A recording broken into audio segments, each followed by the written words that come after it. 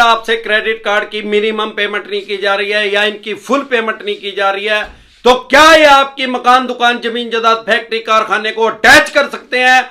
उसका जवाब होगा हां। किस तरह से, किस सिनेरियो में आपकी प्रॉपर्टी को जब्त कर सकते हैं, नीलाम कर सकते हैं, उसकी ऑक्शन कर सकते हैं, इस बारे में भाई सबसे पहले तो हमारे देश में डेमोक्रेसी है, वर्ल्ड की सबसे बड़ी, दुनिया का सबसे बड़ा लोकतंत्र है। हमारे यहां क्या है कि अमीर और गरीब बराबर है कानून की नजर में, राजा और भिखारी। ये भिखारी है, ये राजा है, लेकिन कानून की नजरों में एक है। कभी आप कोर्ट में गए हो या नहीं भी कोर्ट में गए हो, आपने फिल्मों में देखा होगा, कानून की देवी की आंख के ऊपर पट्टी बंधी रहती है और एक तराजू होता है उसके हाथ में। भाई दोनों साइड बराबर तोले, बिल्कुल न्याय करे, उसको ये ना दिखे कि ये अमीर है या गरीब है, ये राजा है क्या भिखारी है। अब बैंक या एनबीएफसी कंपनी के राइट्स जो हैं वो खत्म नहीं हो जाते, भले ही उसने क्रेडिट कार्ड ही आपको दिया हो। वैसे तो मैं हर बार बताता हूं कि 2 लोन डिफॉल्ट हो गए, 5 हो गए, चाहे 25 हो गए, ये क्राइम की श्रेणी में नहीं है। अभी भी बता रहा हूं, सारे देश के किसी थाने, पुलिस स्टेशन, चौकी में आपके खिलाफ एफआईआर लॉन्च नहीं हो सकती, आपका पर्चा दर्ज नहीं हो सकता, कोई पुलिस वाला आपके घर नहीं आ सकता, ना कोई पुलिस वाला आपके पास फोन कर सकता, चाहे वो क्रेडिट कार्ड है, चाहे पर्सनल लोन है, चाहे सिक्योर लोन है, चाहे अनसिक्योर लोन है, चाहे वो 10,000 का है, चाहे 10 करोड़ का है, चाहे 50 करोड़ का है, चाहे 500 करोड़ का है। क्योंकि पुलिस का काम रिकवरी का नहीं है, हमारे देश में लॉ एंड ऑर्डर को मेंटेन करना है। अब सवाल यह आता है कि क्या बैंक या एनबीएफसी कंपनी आपके खिलाफ कोर्ट में जाके आपकी प्रॉपर्टी को अटैच करवा सकते हैं? उसका अगर सामान्य बोलचाल की भाषा में हम जवाब दें तो बैंक के पास या एनबीएफसी कंपनी को ये इनलीगल तो है नहीं, इनके पास तो राइट्स हैं, आपके ऊपर 10,000 रुपए के लिए भी केस कर सकते हैं। अब सवाल यह आता है कि 10,000 रुपए के लिए केस क्यों नहीं करते?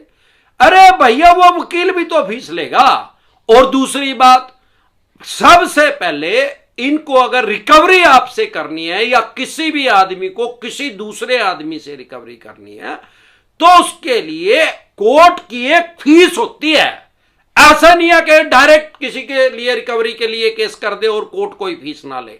हरियाणा में तो पहले 12.5% थी, अलग अलग स्टेट में अलग भी हो सकती है।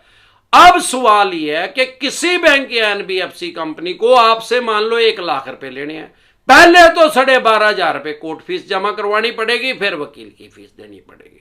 फिर ऐसा नहीं है कि एक दिन में आपकी मूवेबल प्रॉपर्टी या अनमूवेबल प्रॉपर्टी, चल संपत्ति या अचल संपत्ति अटैच हो जाएगी। हमारे देश में कानूनी प्रक्रिया में टाइम लगता है क्योंकि हमारे यहां पॉपुलेशन इतनी ज्यादा है, 135 करोड़ से भी ज्यादा आदमी हमारी जनसंख्या है। अब स्वाभाविक बात है कि ट्रैफिक कोर्ट में भी ज्यादा होगी। अब जज साहब के ऊपर भी बर्डन है, लेकिन कोशिश तो वो करते हैं कि जल्दी से जल्दी डिसीजन दे, क्योंकि फिर भी इतने ज्यादा बड़े शहरों में तो 5-6 साल भी लग जाते हैं डिसीजन आने में। अगर भगवान ना करे आ गया, पहली बात तो मैं जब देखता हूं तो मेरे समझ में ये आता है, और जहां तक मैंने देखा है ये इतने छोटे लोन में कोर्ट में जाते नहीं है।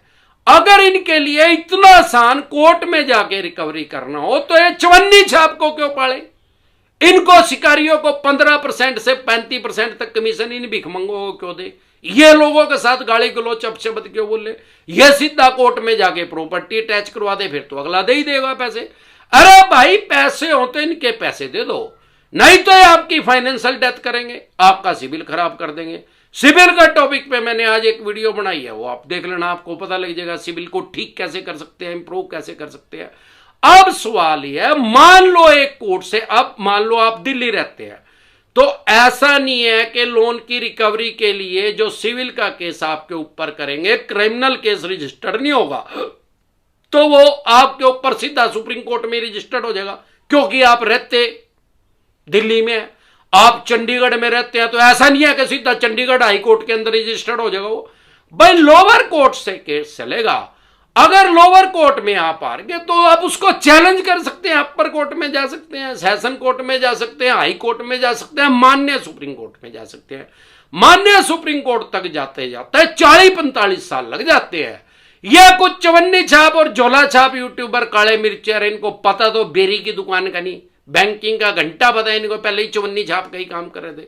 या कुछ ही मनगढ़ंत कहानी सुना देते हैं। लेकिन 40-45 साल तक किसी भी बैंक या एनबीएफसी कंपनी के पास इतना पेशेंस नहीं है, इतना धैर्य नहीं है। यही कारण है कि ये आपके ऊपर केस नहीं करते।